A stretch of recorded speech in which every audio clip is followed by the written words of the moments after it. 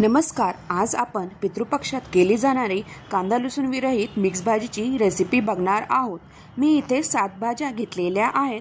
ह्या भाज्यांमध्ये भेंडी आहे, कारले आहे, तोंडली, गवार, लाल भोपळा, दुधी भोपळा आणि पडवळ आहे। काही लोक हे सेपरेट भाज्या करतात। आज आपण इथे एकत्रच ह्या मिक्स भाज्या करणार आहोत। त्यासाठी आपण कारलं हे सेपरेट करणार आहोत व भेंडीची भाजी सेपरेट करणार आहोत। कारलं हे कडू असतं, त्यामुळे आपण एकत्र हे करणार नाही। अशा प्रकारे नुसती मिठाचीही तुम्ही ही मिक्स भाजी करू शकता। इथे मी हिरवी मिरचीचा वापर केलेला आहे फक्त।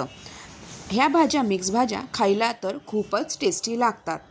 अशा प्रकारे मिक्स भाजी ही गौरी गणपतीच्या वेळेसही केली जाते। चला मग आपण रेसिपीला सुरुवात करूया।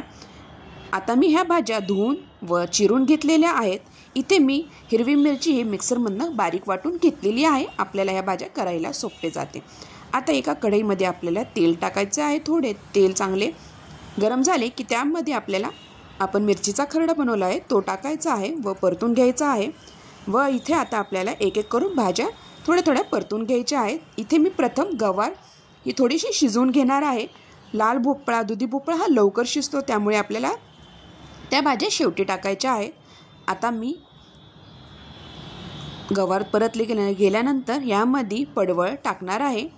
आता गवार आणि पडवळ आपल्याला थोडीशी शिजवून घ्यायची आहे। आता गवार आणि पडवळ थोडीशी शिजून झाल्यानंतर इथे मी थोडीशी हळद टाकलेली आहे। आता चांगले मिक्स करून आपल्याला मीठ टाकायचे आहे आणि वाफवून घ्यायचे आहे ह्या भाज्या।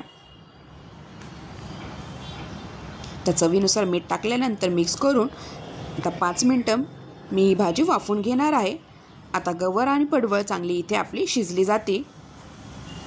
नंतर आपल्याला इथे बाकीच्या भाज्या इथे टाकायच्या आहेत। आता चांगली वाफवून गेल्यानंतर गवार 5-10 मिनिटं आता इथे मी दुधी भोपळा आपण चिरलेला तो भोपळा टाकून घेणार आहे व तोंडली ही इथे टाकून दिलेली आहे। आता चांगले मिक्स करून आता ह्या भाज्या ही आपल्याला पुन्हा वाफवून घ्यायच्या आहेत।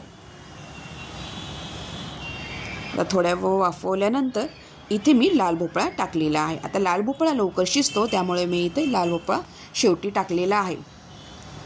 तर मस्तपैकी आपल्याला ह्या भाज्या शिजवून घ्यायच्या वाफवून। झटपट असे लवकरात लवकर ह्या मिक्स भाज्या रेडी होतात। तर छानपैकी इथे लाल भोपळाही आपला शिजले गेलेला आहे।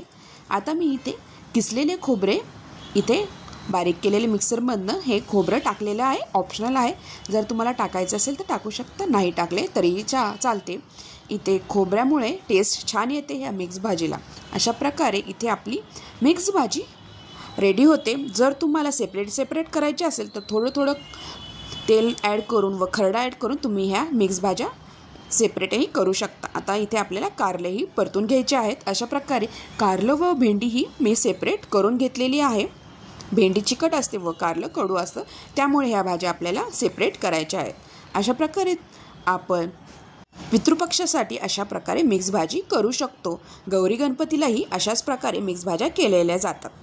अशा प्रकारे तुम्हाला माझी ही मिक्स भाजीची रेसिपी कशी वाटली नक्की कमेंटद्वारे कळवा व माझ्या चॅनलला लाईक, शेअर आणि सबस्क्राईब करायला विसरू नका।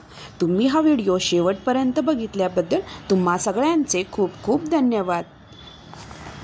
आणि जर तुम्ही माझ्या चॅनलवर नवीन असाल तर प्लीज चॅनलला सबस्क्राईब करा आणि बेल आयकॉनवर क्लिक करा, जेणेकरून तुम्हाला माझ्या चॅनलवर असाच नवीन रेसिपीज बघायला भेटतील। धन्यवाद। थँक्यू।